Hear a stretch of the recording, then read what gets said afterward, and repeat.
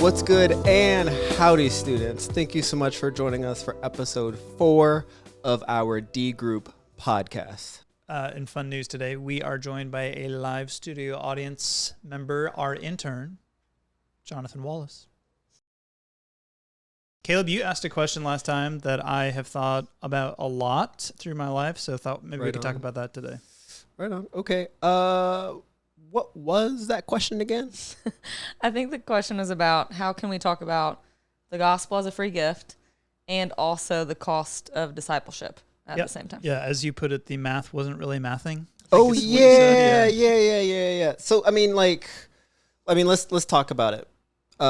Discipleship is hard work. From Jesus' mouth, not mine. Discipleship is hard work and it's required. But we also talked about the fact that the gospel is this free, undeserved gift that he gives us as his believers. And both of those things are important, but I don't know how we hold them together. Yeah, it's a really good question. And whether you know it or not, you're actually putting your finger on a question that the church has been asking itself for hundreds or thousands of years. I mean, wasn't this the question that fueled the Reformation, 500 years ago? Yeah, totally. In fact, it goes back further than that. So way back in the early church, a church father named Tertullian was talking about this very conversation, faith and works. And he said, the gospel is like Jesus on the cross. It exists between two thieves, each of which snatch away the meaning of the gospel. Okay. That sounds cool and all, but I'm a little confused on what you're saying. Am I to understand that the gospel is something that exists between two extremes? What are those extremes? Yeah, exactly. And it really, I would say it holds those two extremes or those two things together would be a way that we could say it.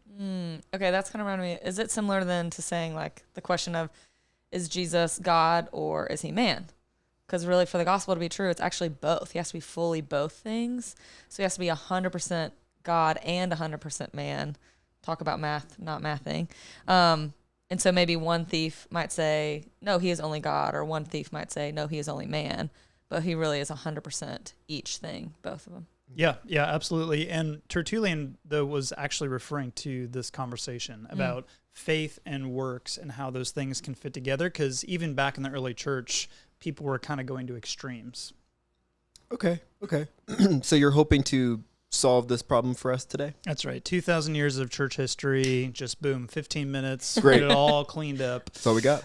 No, but I have thought a lot about this question, partially because I feel like I've lived at both of those extremes myself. Really? How so? So I grew up in the Lutheran Church, which I'm super thankful for because there's a lot of things that the Lutheran Church got right. One of the things is that they really emphasize that the gospel is a free gift. You cannot earn Jesus' love for you. Jesus paid for my sins. I think that's all true. But what I grew up with were sermons that sort of sounded like, okay, everybody, here's all the things that Jesus would want us to do, but let's be honest, we're never going to do any of that stuff. So it's a good thing Jesus died for us. The end. I mean, it's not totally wrong. It is a good thing and good news that Jesus died for our sins. And we won't ever perfectly live up to something like, for example, the Sermon on the Mount, right? That's true. But it also kind of seems like that way of thinking would make life feel pointless. Mm-hmm. Like if my high school track coach said, Caleb, I want you to show up to practice every day, work really hard, beat your times, improve, but actually you're not going to improve. You're going to stay as bad as you've ever been, and it doesn't actually matter because the team will be successful without your effort. If that was what he said, I'd probably have quit after a couple of years. Yeah, I felt like I was hearing my pastor as you said that. That is how I felt. So I would say in reaction to that, I would call that an extreme.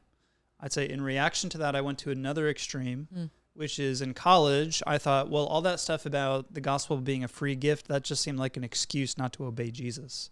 So I started reading the 4 Gospels for myself, the accounts of Jesus' life, and I encountered this guy who's this revolutionary, and he's radical, and he cares for the poor, and he has this really profound, beautiful vision of what it means to be humans who flourish together.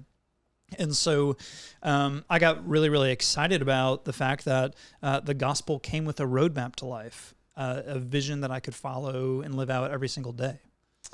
And so I bet you just took that, ran with it, did it perfectly, became a revolutionary, and changed the whole world, right? That's probably how it went down. Changed the whole world, so you're welcome. You can feel the effects of my life in college now. I was going to say. Yeah. No sweat. So, yeah, not so much, because I think in abandoning this idea that the gospel was a free gift, what happened is I started trying in my own effort to obey all of Jesus' radical commands, and I found inside of myself lots of spite, lots of pride, lots of bitterness, lots of judgmental attitudes toward other people. So I wasn't really reflecting the heart that Jesus was really asking for. So you kind of saw yourself on the extreme of the second thief, where you see the gospel as this costly thing, but you also see that as this thing where you forgot that the gospel was a free gift and that you did nothing to earn it. Yeah, absolutely. And so I think these two ideas, that the gospel is a free gift and that discipleship is costly and radical and it's a daily grind, I think these two truths actually need each other in order to work properly. Yeah. So I was trying to think of like an example of that. And I think a really good one that explains it is if you think of Spring Hill and tram life. If you know, you know. Or like Phineas and Ferb, you know? Guys, I'm feeling nostalgic today. Just cut me some slack, please. Yep, sure. Okay, but could you say more about how we're supposed to hold these two things in tension? The gospel being a free gift that we've done nothing to earn, and we never can. Like, we can never work enough for it. But also, God does want us to work, and he does want us to follow his commands and his instruction for our lives. Yeah, totally. So I think there's an Old Testament image that I think this whole story behind this image is super helpful for us to think about when we think about the relationship between the gospel as a free gift and our own works. And that's the image of the Passover meal. So the Passover meal is where Israel every year would celebrate God's rescuing them from slavery in Egypt. Yeah, and specifically at that meal, they gather as a family meal and they eat a lamb together in order to celebrate the angel of death, passing over, if you will, the firstborn children of Israel.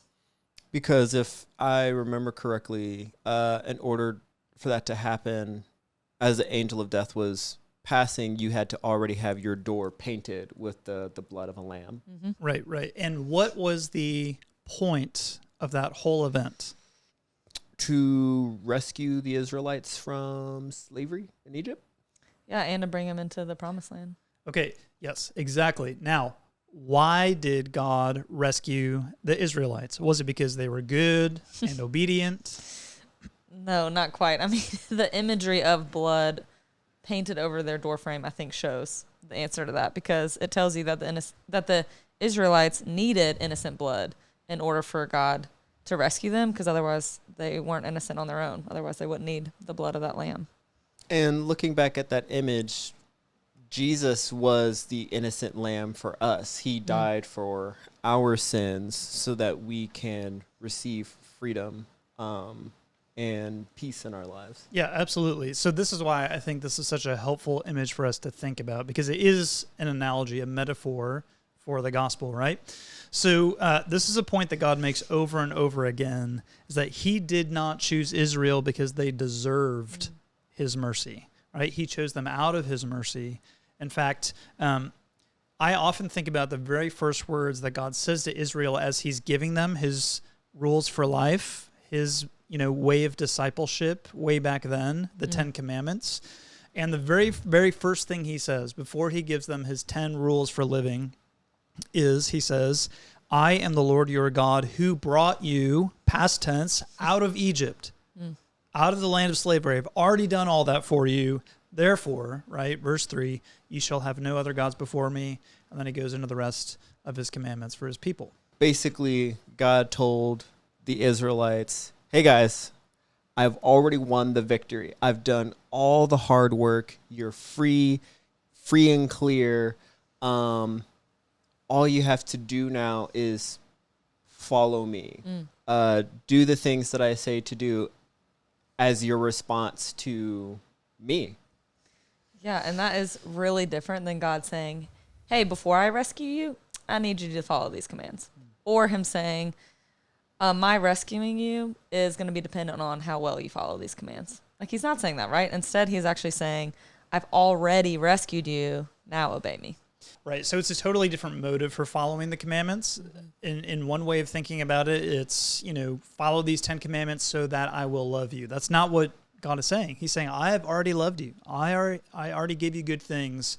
So love me and love others as a response to my love for you. Yeah, so to riff off Paul in the New Testament a little bit, obedience isn't working for our salvation. It's actually working out our salvation that we already have.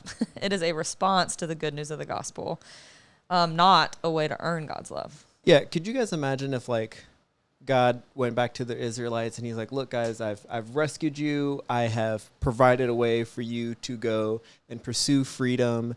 And the Israelites were like, we've already been saved by the blood, but nah, we don't need that freedom. You can keep that. Wouldn't that just be wouldn't that be insane if that's how the Exodus read? Yes. The story starts in Genesis. That's all right. Yeah. Yeah, absolutely. That's so true. That's 100% it. Okay, so how about another picture, another image? Yeah, great. Okay, so I feel like all throughout the Old Testament and the New Testament, God compares his relationship to us like it's an adoption, like he is adopting us, right? So actually in Romans 8, he even says something that reminds me of what you're saying, Caleb, because Paul is saying there that we are adopted in order to be set free from slavery to sin. So in verses 14 and 15, it says, for those who are led by the Spirit of God are the children of God. The Spirit you received does not make you slaves so that you live in fear again.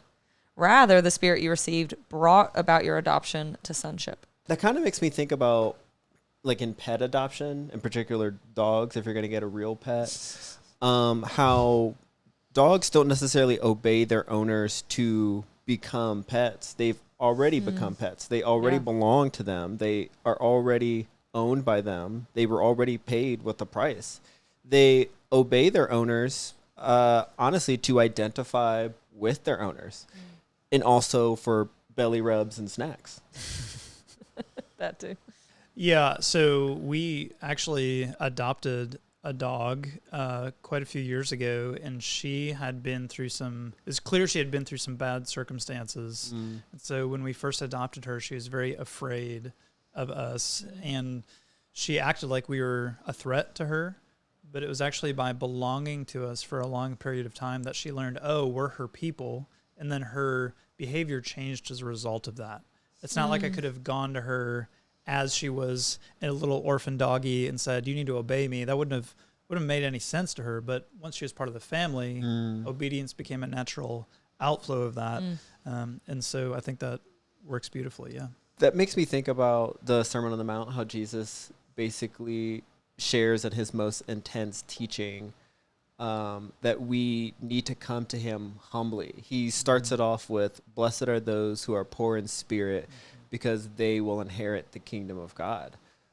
Basically, he's saying that we need to approach him. We need to live our lives humbly, understanding that we have nothing to bring to the table, that we're all sinners. We are all sinners.